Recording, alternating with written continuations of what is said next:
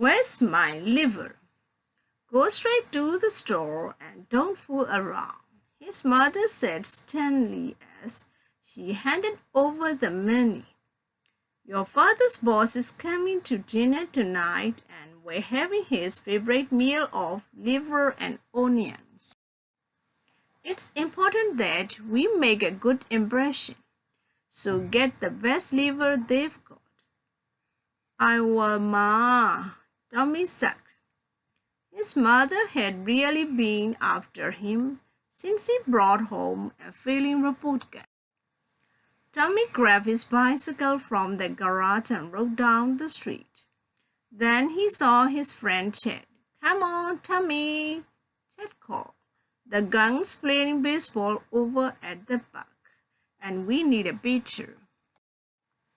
Immediately, all thoughts of his errand fled from Tommy's mind. The boys headed towards the park. Tommy pitched a no-hitter to win the game for his team. But by the time it was over, it was dark. Then Tommy remembered his errand. The liver, he guessed. I've got to get to the store. But all the local groceries were closed. My mom's going to kill me, he guessed.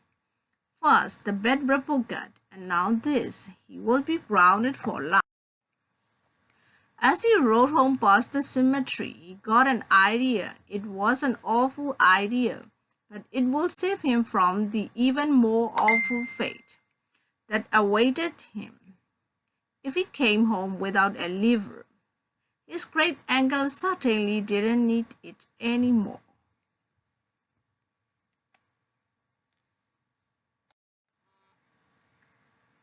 Tommy hurried home as silently as he could and got his father's shovel. He returned to the cemetery and began digging up his great uncle's grave. That night, his mother cooked up the liver and onions, and the boss raved about the meal and had such a good time that he didn't leave until quite late. Tommy went to bed that night, relieved he had gotten away with it. He fell asleep almost as soon as his head hit the pillow, but woke with a start soon after, sure that he had heard a voice. Where's my liver? A ghostly voice rose up from the staircase, deep and guttural. Tommy gasped in fear and flung himself under the covers as the thud of heavy footsteps reached the top of the steps. Thump, thump, thump. The footsteps drew nearer until they reached Tommy's door. Who's got my liver? The horrible voice asked again. Go away, Tommy whispered repeatedly. His whole body trembled in terror as once more the voice asked, Where's my liver? Who's got my liver? Sheer terror made him suddenly bold.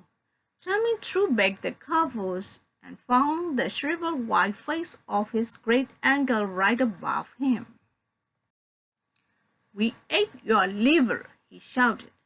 I know you did, Tommy. The rotting corpse of his great uncle said softly, stretching out his bony hands towards the boy's shaking body. Tommy screamed. The next morning, Tommy's parents discovered their son lying dead on top of his bed. His liver had been ripped right out of his body, but the autopsy proved that the boy had already died of fright before his liver was removed.